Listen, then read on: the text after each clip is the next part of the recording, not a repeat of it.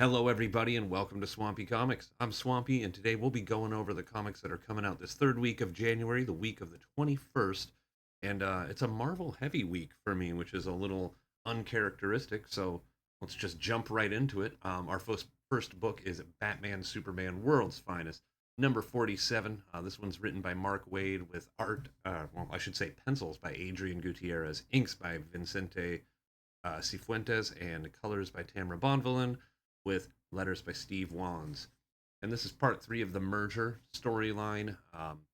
And yeah, we're finally got the merged together Batman and Superman with some Green Lantern powers that we saw at the very beginning of this whole series, going against a merged Lex Luthor and Joker. And yeah, this is just ridiculous, fun Saturday morning cartoon uh, style of comic reading. With all the heavy stuff going on with DCKO and all the interwoven storytelling that's going on with All In. This series is a nice break from all that. You're just dealing with Bruce and Clark in the early days of their careers, hanging out, being buddies, and just getting in the craziest of adventures. Yeah, I really like this storyline. Mark Waid just continues to kill it with this series. Very much looking forward to this one. But our next book, really looking forward to Captain America #6. This is written by Chip Zdarsky with art by DeLeo Diaz and Frank Alpizar, colors by Romulo Fiardo Jr., and letters by Joe Caramagna. #6 of Chip Zdarsky's so far so good, just totally, in my opinion, flawless run. Um, and we are starting a new storyline, Doom's Shadow Part 1. The first five issues really served to kind of get this retelling of Steve's origin for the modern day and Marvel's sliding time scale. And, kind of, just modernize him a little bit. And that first issue, or first five issues, the first story arc was really great in, kind of stepping to the side of everything going on with One World under Doom and kind of recontextualizing Steve and giving him some new allies, so to speak. Um, but I really like this, and I really like that we're going to be getting into just the main Marvel universe with Captain America now, and a little more centered on a post One World Under Doom landscape. And yeah, I'm just really hyped for it. Zdarsky is doing no wrong on this run, in my opinion. Next up, we got Daredevil, Punisher, The Devil's Trigger, #3. This is written by Jimmy Palmiotti with art by Gabriel Guzman and Tommaso Bianchi, with colors by Brian Valenza and letters by Joe Sabino. This is the third issue of a series that, I don't know, to me it's been a little underwhelming, but I also feel like I haven't given the first two issues their fair shot. So tomorrow, I'm going to be rereading one and two in preparation for this third issue because I want to like it more than I currently am. And there's nothing glaring where I'm like, oh, this sucks, or anything I can point to. I'm wondering if it's just the nights that I was reading them on, I just wasn't feeling it. So yeah, tomorrow night's going to be my Daredevil Punisher night in preparation for Devil's Trigger #3. And we'll see how I feel about it when we do the tier list later in the week. But next up, we got DCKO, Green Lantern Galactic Slam, issue 1, a one shot, obviously a DCKO affiliated one shot, where I don't really know what's going on here, but I'm all for it. Kyle Rayner going and doing some crazy wrestling stuff. Like, I'm no longer watching any companies on a weekly basis, but I will always consider myself a wrestling fan. And I mean, bringing together Green Lantern and wrestling is like a dream for me. I'm so stoked about this. This should be a lot of fun. We've seen this character, this purple guy on the cover with the orange mustache and the title belts over his shoulder. Omega Bam Bam, it says his name is. We've seen him earlier when Guy Gardner was trying to track down Lobo, I believe, in some backups between Superman and Green Lantern. There were precursors to House of Brainiac, but yeah, just yeah. let me give some credits for this book because I just jumped right into how I was feeling about it because I'm really excited for this one. This is written by Jeremy Adams with art by Pat Boutin. Oh, Boutin, sorry. Art by let me two artists on this one: Pat Boutin and Cian Tormey, with colors by Romulo Fiardo Jr. and letters by Bud Bedoin. So yeah, Green Lantern Galactic Slam. More wacky nuttiness for DCKO.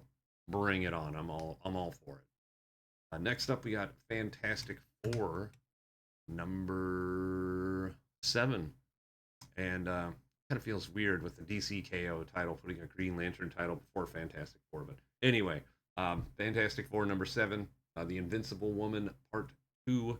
This is written by Ryan North and pencils by Humberto Ramos, inks by Victor Olazawa, colors by Edgar Delgado, and letters by Joe Caramagna. Um, yeah, what is going on with I can hardly remember what was going on in part 1 of this story.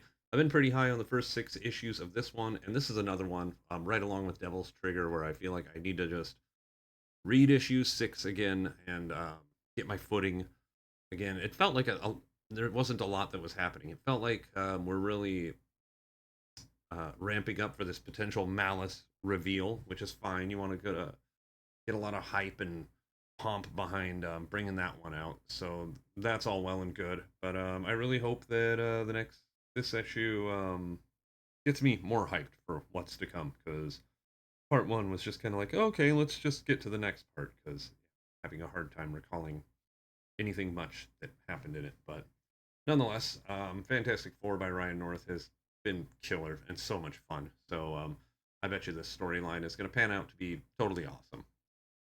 But next up, another Marvel book, Planet She-Hulk number 3. This is written by Stephanie Phillips with art by Emilio Liso, colors by Sonia Obak, and letters by Joe Caramagna.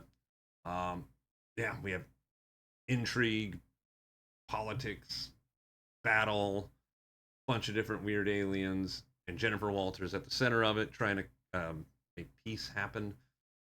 Yeah, I'm all about this series. I really, really, really like it. This has been a lot of fun. I'm bummed that it looks like we're in for a 5 issue mini here, because I think we could keep going. I really, this is just hitting all the right tones for me. Planet Shield, just, it rocks. I love it. Love it. Super hyped to pick this one up. Next up, though, we got Superman Unlimited number 9. This is written by Dan Slott with art by Mike Norton and colors by Marcello Maiolo. And in this issue, we have yeah, the introduction of a prankster to the modern Superman landscape. And I know nothing about that character, but Superman Unlimited has been a great little just fun adventure book that all this stuff. I mean, it has the All In logo, so a lot of what's happening here is kind of tying in, so to speak, to the main Superman books and DC landscape at large. But this Unlimited book is really on the side. Like, it has nothing to do with KO or any of the Superboy stuff going on in Action Comics. This really is its own book, and I'm all about it. Really excited for it week after week. And to think there was almost a point where I gave this book up earlier on. Just loving it, loving it. This should be a lot of fun, and can't wait to see what the. Did I say the trickster earlier? I meant the prankster. Trickster is a Flash villain.